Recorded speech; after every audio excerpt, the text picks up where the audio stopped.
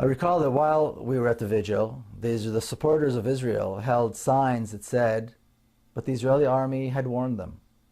The Israeli army had dropped thousands of leaflets warning the Palestinians that this horror was about to begin. And I can only imagine the mother seeing these warnings, knowing that this horror was impending, but also knowing that there's nowhere to go. There's nowhere to run. There's nowhere to hide. There's nowhere to save her children from the bombs and from the fire, from the smoke and from the chemicals, and from the phosphorus that consumes the flesh and won't be extinguished. Because Gaza is locked down. Gaza is under siege, a siege that was imposed by Israel on the people of Gaza. So for these young Israeli pilots, these young men who most Israelis and Israeli supporters around the world consider their finest, this was really nothing but shooting fish in a barrel as they began their merciless onslaught at exactly 11:25 in the morning on December the 27th, 2008. And that date, December 27, 2008, will forever be etched in our memories as the darkest and most shameful day in the long history of the Jewish people, as Israel began a shameful and merciless attack on the people of Gaza. The attacks began at 11:25 in the morning, the precise time that the children of Gaza are on the streets. Between 11 and 11:30, children of Gaza are either on the way to school or on the way home from school, as that is the time that the two shifts of the school day change.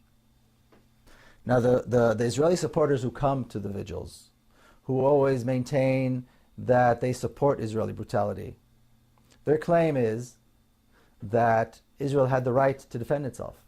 But Israel's actions were justified because Israel was defending itself against the onslaught of rockets that were being shot into Israel by Hamas militants out of Gaza. Thousands and thousands of rockets that were designed to harm Israeli citizens. Now, I know a thing or two about these rockets. I recall sitting on a Saturday afternoon with my family and my children in a kibbutz not far from Gaza. And at one point, we heard those rockets flying overhead. And we heard the sirens and the warning signs. And we all had to run into the protective rooms that were built for that. And it was frightening. Only last December, I visited the kibbutz again, and a Qassam rocket fell by the kindergarten on the kibbutz while the children were present and were outside. There was shattered glass everywhere. Children were hurt. They were bleeding. Some of the children had to be hospitalized. Some of the children were in shock. It was horrible. I went and I walked and I saw the hole in the ground created by the rocket, the size of a large soccer ball. And then I remembered what a crater that is created by a 1-ton bomb looks like. It's the size of a city block. Children aren't scratched and they're not in shock as a result of that. They're decimated. They are burnt. They choke from the fumes and they are buried in the rubble. Now, multiply that by 100, and then again, and then again. And remember, or keep in mind, that Gaza is one of the most densely populated areas in the world. Yet, Israeli supporters will justify this. Many Jewish people will recall the story in the book of Genesis, chapter 18, where God decides to destroy the city of Sodom because they were sinners. And the patriarch Abraham, the shared patriarch of Jews and Arabs, chastises God and says to him, "Wilt thou also destroy the righteous with the wicked? Perhaps there be 50 righteous in the city." You see, Abraham is chastising God. And God promises that if he finds 50 righteous people, he will spare the city. Well, in Israel there is no Abraham today. And no Palestinians are righteous in the eyes of the Israelis.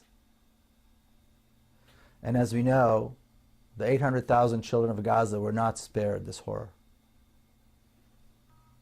You know, I'm often accused of being one-sided and of not mentioning Palestinian terrorism and the suffering that Israelis have to go through. So I'm going to touch on that right now. As my father said decades ago, when a larger power rules a smaller nation, some form of violent resistance is to be expected.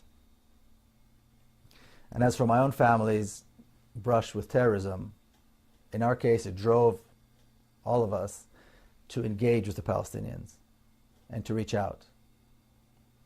And the same thing happened to me personally. And again, I want to quote a passage from my book, The General's Son. Then, in the fall of 1997, disaster.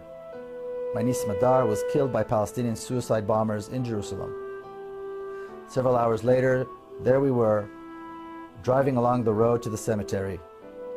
Police escorted our procession on motorcycles, making way for vans carrying the devastated family members of another Jewish casualty. As we got out of the van, someone approached and asked me to carry the small coffin. My heart felt far heavier than the heartbreakingly slight weight on my shoulders. Israelis and Palestinians, family members and friends, famous leaders and ordinary people, all came to give eulogies and to express their sorrow at this unspeakable loss. Smadar, my niece, was laid to rest near my father, her grandfather, in a small hilltop cemetery just outside Jerusalem. To this day, my sister Nurit cannot forgive herself for leaving her baby girl out alone in the cold, damp ground.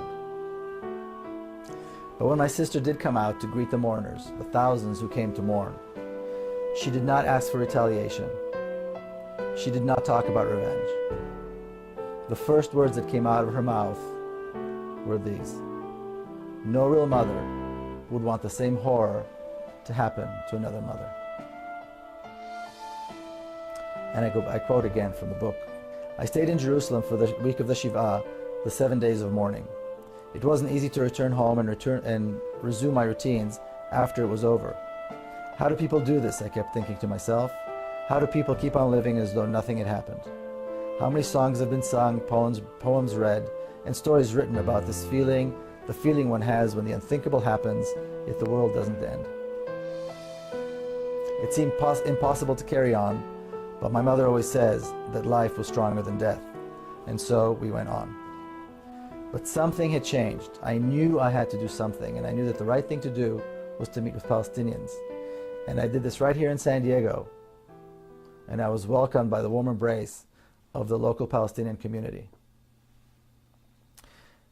The experience of meeting with Palestinians was comforting, it was liberating, and it was also heart-wrenchingly difficult. It was comforting to know that we're all very similar. And it was liberating to know that we don't have to be enemies. But it was heart-wrenchingly difficult to realize that I did not have full possession of the truth. And that is where I think Israeli supporters, mostly Jews, that's I think where most of them are. And I think it's time for Israeli Jews and American Jews to join what was very eloquently described by Clovis Maqsood as the constituency of conscience. You know, one can only imagine what white South Africans went through when they saw that apartheid was coming to an end. Clearly they wanted to hold on to their way of life, corrupt as it may have been. The whites in the southern states were probably trying to hold on as much as they could when they saw the end of legalized segregation and discrimination and racism come to an end in this country. We see this with leaders in the Middle East right now, holding on to the last minute, not wanting to give up their way of life and their control. And Zionists in Israel around the world are now doing the same, trying to hold on. We see brutal tyrants everywhere these days, from Libya to the Gulf states, do the same thing, holding on even as they fall one by one. Now Zionists and their supporters do the same, holding on to the notion that a racist regime can last, that injustice and horror can last, and that crimes against others who are different can go unpunished. But we are near the end. The Zionist dream of an ethnically homogeneous state was shattered by the Zionists themselves with their insatiable hunger for land. In their own hands, they created a binational state where almost half of the population are not Jewish or Israeli, but are Palestinian Arabs. True that they have no rights. It's true that they're not counted. But this will come to an end sooner than most people think. I think it's safe to say that the non-violent resistance movement in Palestine will prevail. We have Israelis and Palestinians hand in hand, marching every single week in Bil'in, in Ne'elin, in Nabi Saleh, in Bet Umar, in Masara, in Sheikh Jarrah, in Silwan, and in other places. They face the brutal force of the Israeli army every single week, but they are dedicated and they will prevail. And the dedication of these people is the reason that people like myself who believe in justice and democracy are optimistic. In Nabi Saleh, another beautiful spot in the West Bank where settlers have made their ugly mark, Israeli reservists, clumsy and armed to the teeth, are faced with the undaunted courage of mothers and their children who just want the settlers and the army out of their villages and out of their lives. It seems surprising that Israeli soldiers, young men and women who are raised on what is seemingly in a democratic society, are willing to enforce this brutal occupation, because they do it very willingly and they do it very brutally. But what we need to realize that the Zionist education system taught these young men and women that Palestinian life is worthless. So for those people who do want to associate themselves with Israel and with Zionism and drape themselves in the Zionist flag, the flag that has come to symbolize intolerance, hate, racism, and brutality, they can feel free to do so. But they need to know this, that when the trials begin and the tribunals take their place, and when the Truth and Reconciliation Commission begins its work, and they're finally shamed into admitting that they were wrong, they need to remember to go down on their knees and beg forgiveness from the people they so blatantly wronged. Because they need to realize that we will never forget them, and that their conscience will never allow them to forget that they supported the killing, they draped themselves in the flag, and they mocked the bereaved. The rest of us will move on, and along with the rest of the Middle East, we will follow the example of the people of Egypt to create something that will surely be a tremendous accomplishment, a democratic, secular state in our shared homeland, a state where Muslims, Christians, and Jews live as equals and educate their children to love their diverse homeland with its multitude of cultures, its rich history, and its promising future.